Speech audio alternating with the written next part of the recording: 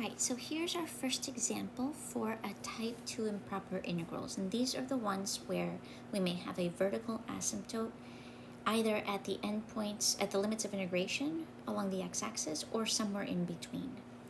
So if we look at the integral that we have an integral from 0 to 1 of 1 over 1 minus x. So what I'm looking at here is I can see that the denominator is undefined when x is equal to 1, which means that we have a vertical asymptote at x equal 1. So we know that this is what we've got going on at x equal 1. And 1 over 1 minus x looks something like this. It's a shifted square hyperbola, but it has two branches, but I'm only interested in the region from 0 to 1, so I'm only going to sketch this branch from 0 to 1. So we have a type 2 integral because we have an infinite range where we have a vertical asymptote.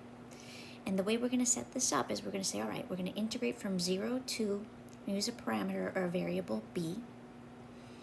We'll have an expression from 0 to b for the area between the curve and the x-axis, and then we're going to let b get arbitrarily close to 1 from the left-hand side. So that means we're going to set up a limit as b approaches 1 from the left side. We'll denote that with a superscript of a minus of the integral from 0 to b of 1 over 1 minus x dx. So our goal is to evaluate this integral, which will give us an expression for the area under the curve, between the curve and the x-axis that I'm shading in green right now. And then we'll let b approach 1 from the left, since we have a vertical asymptote at x equals 1. All right, so let's go ahead and integrate. So I can see here that this looks like a logarithm, but I'm going to do a quick u substitution and let u be 1 minus x, so that the differential du will be negative dx.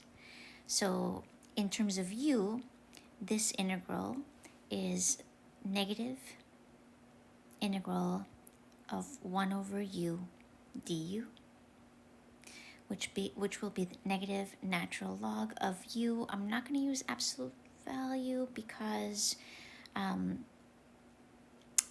minus x between 0 and 1 will always be positive. So putting u back in, we'll have negative natural log of 1 minus x.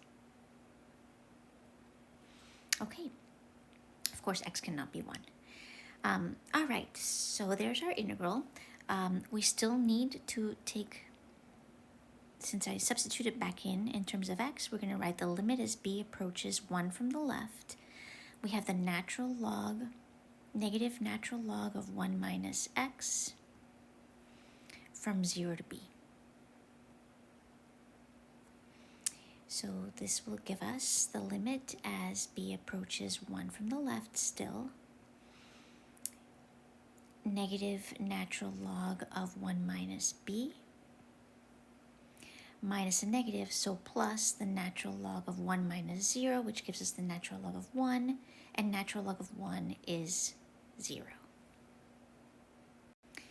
And now we're ready to take the limit. So we need to think about how the natural log function behaves.